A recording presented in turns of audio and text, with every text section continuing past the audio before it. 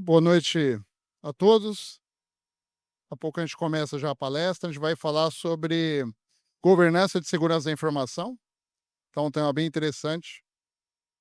E maturidade. Então, vamos avaliar como que nós podemos olhar o âmbito de maturidade das empresas e assim por diante. Bom, pessoal, prazer estar com todos. Obrigado pela oportunidade de me ouvir. Vamos falar então hoje sobre governança de segurança da informação. E trataremos aqui um pouco sobre algumas bases e boas práticas que o mercado traz. Então, primeiro a gente vai falar de, principalmente, NIST, CSFF V2 de 2024, foi atualizado, SysControls, ISO 27, obviamente muito conhecida por todos, assim como também uma visão até do NIS2, que é o framework de uma lei, né, que vai ser hoje encontra-se implementação na Europa. Isso aqui, só me apresentar rapidamente, sou André Guedes Oliveira, CEO da Essigner Cybersecurity, sou professor universitário também, então, depois, com certeza, nós teremos o contato via LinkedIn. Então, vamos começar pelo tema de maturidade e segurança da informação. Nós tínhamos uma visão só de tecnologia, ao qual todo mundo pensava que era simplesmente um modelo baseado numa proteção simples, que era basicamente uma visão de firewall e antivírus. Então, acabava-se sempre olhando a tecnologia como a segurança como algo lateral. Então, eu trouxe para vocês que o cenário de segurança digital hoje, ele deixou de ser algo lateral. Isso aqui é parte da TI, é apenas firewall, apenas antivírus, ou como aquela questão de bala de prata. Mas nós temos um cenário hoje cada vez mais interconectado. E o maior exemplo de interconexão, estou falando da nossa própria visão pessoal, há 15 anos atrás, cada um de nós memorizávamos apenas 5 senhas, por exemplo. Então, você memorizava 15 anos atrás, 10 anos atrás, a senha do banco. Hoje nós temos uma infinidade de senhas e todos os serviços possíveis, tanto governamentais como serviços de compra e aquisição, são todos por meio de sites ou aplicações que chamam, obviamente, um usuário e senha. Então, o ambiente hoje de clientes depende de tecnologia e a segurança deixou de ser uma camada apenas simplória, mas também com um modelo de múltiplas camadas. E por que eu digo que múltiplas camadas estão hoje dentro aí de um aspecto como desafio a todas as empresas? Nós temos hoje acesso, por exemplo, a e-mail, todos em cloud, por exemplo. Uso e emprego de API, VPN para todo tipo de conectividade. O supply chain, ou mesmo os nossos fornecedores, trabalham, se entregam no nosso dia a dia empresarial e pouco se controla daquilo que eles realizam. E aí um exemplo mais simples que nós temos na maioria das empresas. Ou pelo menos a maioria das empresas tem um contador, ele roda a folha de pagamento e o nosso contador não tem maturidade nenhuma de segurança. É um exemplo mais simples para uma empresa que seja pequena até uma empresa grande. Então é isso que a gente vai discutir. Então, falando um pouquinho aí desse desafio e o cenário que nós temos hoje de cibersegurança, é falar em números. Então, eu trouxe aqui a cibersegurança em números. Olha que interessante. Nós temos aqui, se o cybercrime fosse um país, seria o terceiro maior PIB do mundo. Entende? O Japão ficaria para trás. Então, a indústria de cybercrime hoje representa o terceiro maior PIB do mundo.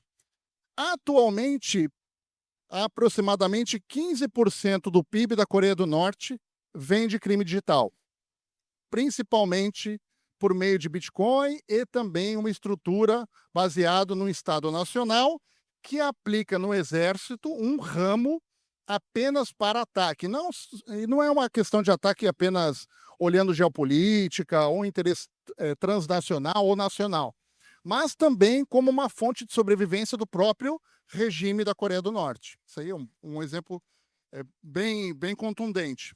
Outro exemplo aqui são os famosos Advanced Persistent Threats, ou seja, os APTs são grupos organizados que são financiados por governos. Então, existe aí o mais famoso APT, que é o Panda, advindo lá da China, por exemplo. Então, todo o APT hoje possui uma visão com um ataque direto por meio de geopolítica, por interesse nacional e também como instrumento de pressão para, inclusive, você ter aí novos mercados. Um exemplo bem claro disso é o seguinte: uma empresa que queira vir para o Brasil, essa empresa fabrica plástico, por exemplo. Nós temos no Brasil já um market share consolidado. Então, hipoteticamente, 20% do mercado, nós temos uma indústria nacional que fabrica plástico e derivados de plástico. Vem um concorrente transnacional, uma multinacional, se instala no Brasil. Se instalando no Brasil, ela contrata por meio também do Estado Nacional, geralmente autocracia, para a tomada de market share e que essa empresa, junto com o interesse político, consiga entrar no mercado brasileiro sem pouco esforço. Então, ela contrata um grupo criminoso avançado. Esse grupo criminoso avançado realiza um ataque de ransomware, paralisa o maior concorrente no Brasil e ela consegue, de cara, ter 10%, porque ela já entra no mercado promovendo aquilo que já teve uma escassez. Por quê? Porque o ransomware tomou conta do RP, não sai caminhão, não consegue emitir nota e assim por diante. Isso aqui é apenas um exemplo econômico, independente, inclusive, de assuntos geopolíticos. Outros temas também são o aumento de crime, geralmente são 17% aumento de crime, aí, crime comum, baseado em grupo organizado. Está falando aí de PCC, principalmente, né? Nós temos também aí a quantidade de mais de 5.000 de exposições na web, assim como também, em média, aí 11,5 bilhões em ransomware. Então, esses são os números do cybercrime. Vamos falar um pouco aí do cybercrime percentualmente distribuído no mundo. Olha que interessante. América do Norte, 38%, principalmente de ransomware. América Latina, 25%, sendo quase aí 1/3 no Brasil. Ó, o Brasil concentra aí boa parte aí dos ataques cibernéticos. Europa, 18%. E principalmente Europa, a maioria dos ataques é infraestrutura crítica. Nós vimos também alguns casos, não sei se vocês se recordam de, por exemplo, apagões em rede elétrica, apagão em transporte público. E aí, obviamente, isso faz parte também da guerra híbrida promovida aí por um país do leste contra o bloco. Oriente Médio é o menos afetado e Ásia também. A Ásia tem um problema sério porque não há transparência em relação aos números da China. Obviamente, a falta de transparência nos leva a ter aí como se fosse algo meio míope, né? Números também dados aí em ransomware na Europa, 24% aí são vítimas globais no mercado, ou pelo menos no espaço Schengen lá. Outro tema também, falando de importância de cybercrime, falando aí de cyberataque, essa notícia eu acho bem interessante. A maioria dos ataques hoje atendem principalmente o conteúdo emocional das equipes de TI. E por que eu coloquei principalmente esse tipo de notícia? Porque a maioria do suporte a ataque vem ou deriva das equipes de TI. E a segurança da informação se tornou uma indústria distinta. Atualmente é um fato. Pessoas de tecnologia da informação não conseguem atender ou não conseguem ter fim a fim a capacidade de promover proteção ou a especialidade para olhar os aspectos distintos de segurança da informação. Então, é muito comum, inclusive, a gente ter esse desafio. Pressão sobre CIOs também, balanceamento aí, o uso de IA, né? Forecast de IA também. A IA trouxe uma nova superfície, e essa superfície de ataque ela vem por robotização, assim como a possibilidade de criação de novos scripts e criação de zero days e novos malwares. O pessoal está usando bastante IA como uma forma também de ataque, sem contar a gente e assim por diante. E também aí falando um pouquinho dos hackers usando IA, nós temos aí outras, principalmente bug, né? Os bugs derivados de desenvolvimento. Todos os desenvolvedores ou equipes de desenvolvimento estão usando agentes ou elementos de generativa para a geração de código.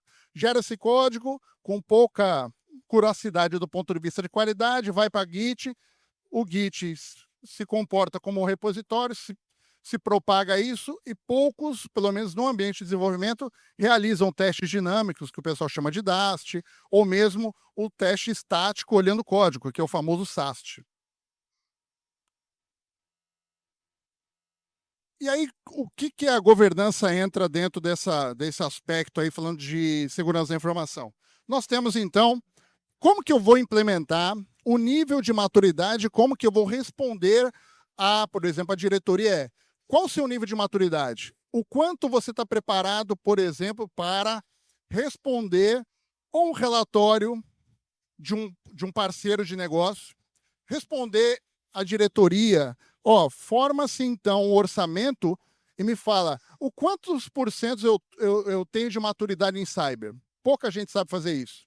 Então eu trouxe aqui justamente nessa palestra para que a gente possa fazer esse tipo de avaliação. Por onde então se começa pela organização, planejamento estratégico. A primeira linha, olha que interessante. Quais empresas declaram os seus objetivos de planejamento estratégico hoje? Já começa de cima o problema, né? Então há também esse desafio. Depois, você tem conformidade. Então, conformidade tanto em lei, regulamento, aí vem LGPD. E aí eu já estou declarando, a LGPD é uma cópia da GDPR, e na Europa hoje nós temos o NIS2, que é o regulamento para a infraestrutura crítica. Aí existem dois, o Cyber Security Act e o DORA. O DORA é para finanças e é o ecossistema financeiro, e o Cyber Security Act para desenvolvimento e ambiente hardware e software. A lei de lá promove que exista assessment de segurança, que é isso que a gente está falando aqui, gerenciamento de incidente ou resposta de incidente com normativa, tempo de resposta, e na não resposta, multa, como a GDPR realizou e nós temos a LGPD. Se há, nesse caso, um entendimento e se a lei for bem propagada, naturalmente nós teremos uma lei no Brasil análoga, principalmente ao NIS2, em 5 anos, por exemplo, ou 10 anos. Conformidade, os controles, então falando de conformidade, são ativos de tecnologia, e os controles. Falando de política, procedimento e instrução de trabalho, não se realiza a nível de maturidade sem entender isso. Então, o que é política, procedimento e instrução de trabalho, sem entender, ou pelo menos compreender que há necessidade de você ter, no mínimo, um inventário. E aí sim, quais elementos protetivos dentro da sua rede. E aí os modelos servem para que, na base, se construa isso, que a turma chama de controle, né? Legal?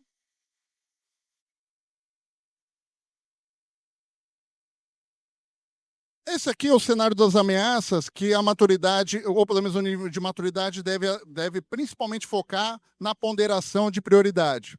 Então, nós tínhamos aqui, há 10 anos atrás, o nível moderado no centro, e hoje a tendência para mais 10 anos. Então, guerra híbrida era 3, ou com o Advanced Threat Persistence, que são os grupos organizados, se tornando 5 hoje, como instrumento de geopolítico, como eu já havia dito. Ataques de OT, com IPv6, então, quanto mais se populariza, e os ataques de OT se realiza principalmente no aspecto de não haver, pelo menos, separação ou as defesas em camada. Então, hoje, as camadas ou o lance da DMZ ainda continua. Qual seria a ideia? O pessoal promover o Zero Trust, né? Principalmente. Roubo de identidade visual, colapso, aí assim, independência da inteligência artificial também, que isso eu creio que vai crescer. Ataques cibernéticos baseados em IA, fraudes, espionagem, vazamento de dados. E manipulação e deepfake que nós vemos hoje. Então, como que nós tínhamos aí a rede tradicional, toda empresa, então, tem uma DMZ. Para quem não se recorda, a DMZ aí vem no conceito de rede, né, desmilitarizada, o análogo que nós temos na Coreia do Norte e do Sul, que ainda estão em guerra. Então, você tem lá uma faixa que ninguém confia, um não pode pisar para o outro, é mais ou menos essa ideia da DMZ. E aí você tem a rede protegida. E a rede protegida, nós tínhamos aí a panaceia, que a rede protegida era, nesse caso, aí, os servidores, certo? Servidores, os ativos críticos, né? E os usuários. Os usuários, óbvio que a rede era muito menos confiável. Partindo desse pressuposto, a maioria dos ataques hoje, principalmente de ransomware, começa no usuário, faz um movimento lateral e ataca principalmente a rede mais protegida. Então, o modelo em camada, ou pelo menos segregação por rede confiável e não confiável, ele entrou em xeque. Não é à toa que todo mundo fala o Zero Trust ou elementos de microsegmentação. Legal? Muito bem, um falando com o outro e tal. Ambiente hiperconectado hoje, olha que interessante. Nós temos todo mundo indo para a nuvem, então você tem ambiente de rede protegida em nuvem, não é isso? Aí você terceiriza, e aí pelo menos o primeiro problema, qual é? Eu terceirizei, eu estou na nuvem, ou estou usando um SaaS ou um PaaS, eu não preciso cuidar de segurança. E aí o mais básico, pasme, o controle do root do ID da cloud fica na mão do financeiro, por exemplo. Eu já vi bastante isso, né? E aí você delega isso e pouca gente cuida, principalmente da senha, né? De quem controla, quem tem usuário privilegiado. Depois, cloud com DMZ. E aí nós temos na rede protegida as micro-redes e os fornecedores. Aqui VPN. Todo mundo hoje utiliza VPN, não é isso? A maioria, se vocês procurarem aí no celular de vocês, coloca VPN, Fortinet, que a maioria do parque no Brasil é Fortinet, CVE. CVE é o acrônimo para vulnerabilidade. O que existe de vulnerabilidade hoje em ambiente Fortinet ou de VPN não está escrito. Então, a VPN também é uma panaceia. Usa a VPN que eu estou protegido. Não é. Isso não é verdade. Os ataques, inclusive, a VPNs promovidas por firewall são as mais comuns em gangues de ransomware. Então, a VPN não é segura. Ela é segura do ponto de vista do tráfego dentro do aspecto de transição criptografado, mas não a tecnologia que a promove. Assim como aqui na rede protegida, quem é de TI, que trabalha dentro de uma rede protegida, que tem acesso à rede de servidores, ou seja, acesso privilegiado, geralmente é um técnico, um desenvolvedor. Todo desenvolvedor tem uma máquina virtual, não tem? Se tem uma máquina virtual, esse desenvolvedor, quando faz uma máquina virtual, um monolito para desenvolver qualquer software, um banco, ele não usa o mínimo que é um antivírus.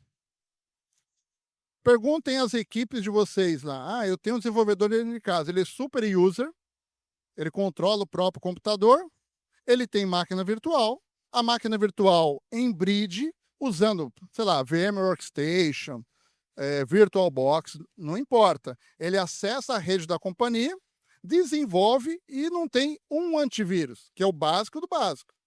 E a empresa não sabe. Às vezes ele desenvolve da casa dele, que é pior ainda. Aí vem também um outro problema, o teletrabalho, que é a casa dele. Opa, voltar. E aí as APIs. A quantidade de API, VPN e API. A API de integração, quem mantém inventário de fluxo hoje? Ou a documentação? Pouca gente. Quanto mais sistema, mais API, menos documentação. Se o pessoal não tem sequer uma topologia básica de infraestrutura, você imagine no ambiente lógico. Chamada de banco, aí vai. Legal? E aí, como que a gente pode promover nível de maturidade? E aí, eu trouxe aqui um exemplo para vocês. Nível de maturidade pode se adotar de 0 a 10, né? Até usando o conceito de prêmio de risco. O risco maior é de 9 a 10, como o CVSS faz, ou utilizar o que o pessoal gosta aí, que é o CMM, o CMMI, né? Estou falando do CMMI como conceito, apenas um número de 1 a 5. E aí você pode utilizar conformidade, capacidade, e aí, dentro desse contexto, cruzar melhoria, auditoria, proteção, gestão de risco, política e assim por diante. Óbvio que quanto mais cruzado e mais variáveis e mais controle, chega a ser um nível de otimizado. Isso aqui é um exemplo para vocês utilizar. Isso aqui é muito conhecido aí, falando de matriz de risco, né? Beleza? Só mais para ilustrar. Probabilidade de impacto, que todo mundo utiliza. E o framework, ó, os frameworks mais conhecidos, vamos falar de NIST, SysControls. NIST é o framework mais holístico do mundo hoje, público. Se vocês quiserem, vocês poderão ter acesso ao NIST, que é promovido pelo governo dos Estados Unidos. Legal? O SysControls, você pode realizar também um cadastro. Ele funciona muito bem com capilaridade técnica. Ele chega até o nível de promover quantos minutos a proteção de tela tem que ficar bloqueada, por exemplo. Então, a capilaridade técnica dele é bem acentuada. E a ISO 27, que todo mundo fala. Legal? Vou falar do NIST aí rapidamente para vocês verem como que ele trabalha. O NIST, na última versão, promoveu aí em 2024 a governança, mas ele tem essa cara. Ele faz um ciclo. O ciclo da governança, depois ele identifica, e de cada ciclo, ou, por exemplo, de cada domínio, o NIST chama cada domínio de função. Então, as funções, nós temos funções e subfunções. Gestão de ativo, business, governança, risk assessment e assim por diante. É um grande guia. Só por isso, só pela essa leitura, já daria para vocês terem um caminhão de atividades dentro da empresa, olhando cada tema e formulando políticas também. Legal? Aí ele vai em proteção também, detecção, resposta e até recuperação em caso de incidente. Perdão, o pessoal está achando foto, mas não tem problema. Tá vendo? Ó, as subcategorias e nas subcategorias, eles têm os identificadores. Então, quando você lê o NIST, ó, GVRM, né? E assim vai, que é o Risk Management Strategy, e assim vai. Legal? Eles seguem mais ou menos esse ciclo, né? Opa. Como é que tá?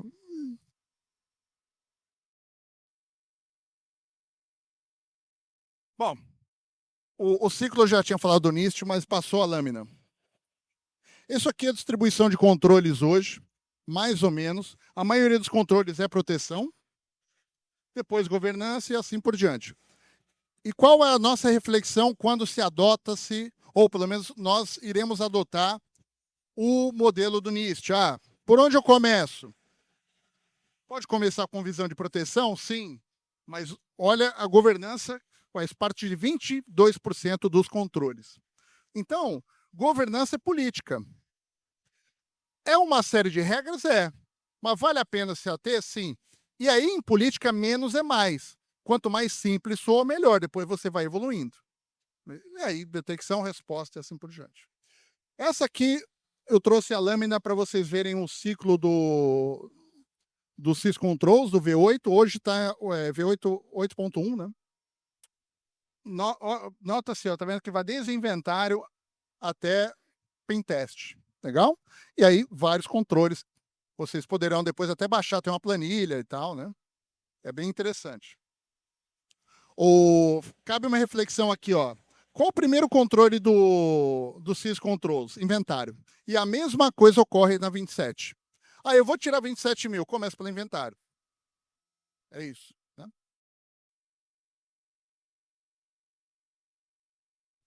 Esse aqui é é um modelo que nós chamamos de Risk IA do NIST, que é o RMF 1.0, que é o framework de governança de IA mais robusto do mercado. Ah, mas, Andrei, eu já vi que há ou existe uma ISO só de IA. Beleza, ela foi feita, mas a mais completa é justamente o do NIST, que eu trouxe para vocês aí. Tá vendo que é o ciclo de monitoramento e tal. Como a gente já está indo para o final, eu vou passar rápido. Tá? Estratégia, aí falando de um pouquinho de União Europeia que vai ocorrer aqui. Aí, ó, você tem uma diretiva, depois vem o DORA, Cyber Resilience Act, e existe também o ato de segurança voltado para a IA, que é baseado também no NIST, no RMF. Legal? Beleza? Bem interessante aí para vocês. Quem trabalha em empresa europeia, e agora nós temos também o acordo com o Mercosul, vai ter que se adequar. O pessoal vai pedir. Isso aqui é um exemplo de política ou programa de política. Nós geralmente dividimos, como que eu vou, identificação, threat intel, gerenciamento de mudanças e assim por diante. Nós usamos isso também até no sistema que nós promovemos dentro da empresa. Legal? Isso é só um exemplo de um programa de política. Aí, ó, proteção até recovery, tá vendo? Ó, tem bastante coisa. Então, cada empresa vai ter que ponderar aquilo que é importante. A minha empresa não faz DevSecOps, né? Ou não faz desenvolvimento. Você não vai precisar da política de desenvolvimento, obviamente. E algumas políticas prioritárias para reflexão: política geral, política de fornecedores, política de privacidade de dados, gerenciamento de ativo, vulnerabilidade e aí incidente. Isso aí toda empresa tem que ter. Mas tem mais ainda, tem mais. Outras políticas prioritárias: política de segurança física, gerenciamento de acesso, backup, endpoint security, infra, cloud e assim por diante. Beleza? E aí, por último, para nós finalizarmos, um assessment tem que ter o drive aí, percentual de atingimento. Legal? Nós temos óbvio que nós utilizamos sistema para isso, né? Aí, ó, tá vendo? Das ISOs. Visão também de IA, de conformidade IA, tem que ter, hoje em dia.